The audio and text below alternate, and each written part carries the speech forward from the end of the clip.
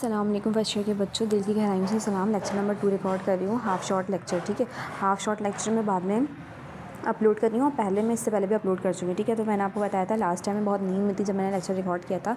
सो shortly मैं अभी बड़ी फ्रेश हूँ अल्हम्दुलिल्लाह अल्हम्दुलिल्लाह। सो हम स्टार्ट करते हैं अल्लाह ताला के प्यारे नाम से, औज़ु बिल्लाहि मिनश शैतानिर रजीम, बिस्मिल्लाहिर रहमानिर रहीम।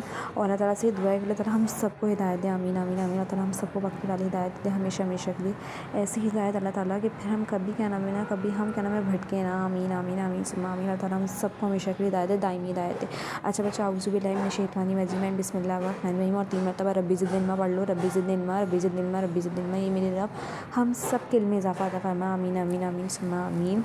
बच्चों, कोफैक्टर क्या होता है?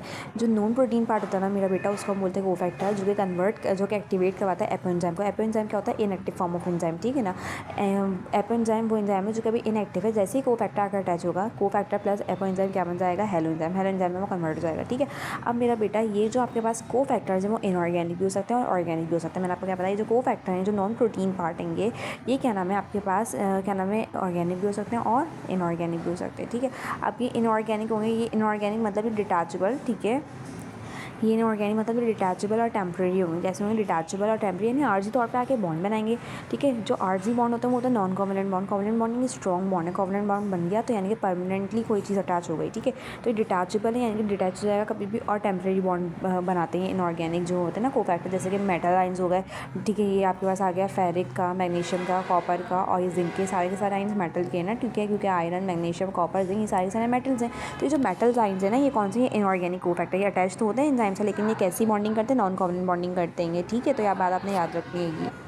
अच्छा, जैसे मैंने आपको बताया ये ऑर्गेनिक कोफैक्टर्स भी हो सकते हैं। ठीक है, ऑर्गेनिक कोफैक्टर्स क्या होंगे? ऑर्गेनिक कोफैक्टर्स की पहली एग्जांपल है कोएंजाइम। कोएंजाइम क्या होते हैं? डिटैचेबल भी होते हैं और टेम्परेरी भी होते हैं। ये भी डिटैचेबल होते हैं और टेम्परेरी होते हैं, यानी कि बेटा इनऑर्गेनिक कोफैक्टर्स ये थे जो कि डिटैचेबल और टेम्परेरी। तो बेटा ऑर्गेनिक कोफैक्टर में 2 डिवीजन है, एक होते हैं कोएंजाइम और दूसरे होता है आपके पास प्रोस्थेटिक ग्रुप। तो सबसे पहले हमें समझना कोएंजाइम क्या होते हैं। ये भी डिटैचेबल और टेम्परेरी होते हैं, बेसिकली ऑर्गेनिक कोफैक्टर्स होते हैं। कोएंजाइम्स क्या होता है? ऑर्गेनिक कोफैक्टर्स होते हैं, जैसे कि डेरिवेटिव्स ऑफ विटामिन आ गया आपके पास, NAD आ गया, NAD पॉजिटिव, FAD प्लस और ये ATP वगैरह, ये डेरिवेटिव्स होते हैं ना विटामिन के। सो बेसिकली बेटा ये क्या है? कोएंजाइम्स है। कोएंजाइम्स क्या होता है? ऑर्गेनिक कोफैक्टर जो कि डिटैचेबल भी होते हैं और टेम्परेरी यानी कि कोवलेंट बॉन्डिंग करते हैं, नॉन कोवलेंट बॉन्डिंग सॉरी। ठीक है, अच्छा भाई, function as activator non covalent. ठीक है ना, मतलब मैंने आपको क्या बताया, ये नॉन कोवलेंट बॉन्डिंग करते हैं। प्रोस्थेटिक ग्रुप क्या होता है? ये नॉन डिटैचेबल और परमानेंट होता है, मतलब ये एंजाइम से अटैच हो गया तो ये परमानेंट एंजाइम का पार्ट बन जाएगा, ये कोवलेंट बॉन्डिंग के जरिए अटैच होगा।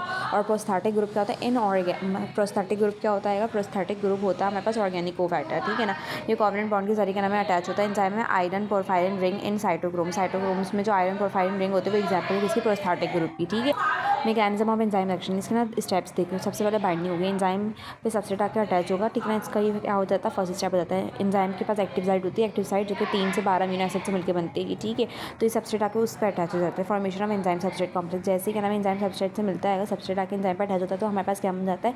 एंजाइम सबस्ट्रेट कॉम्प्लेक्स बन जाता है। ठीक है।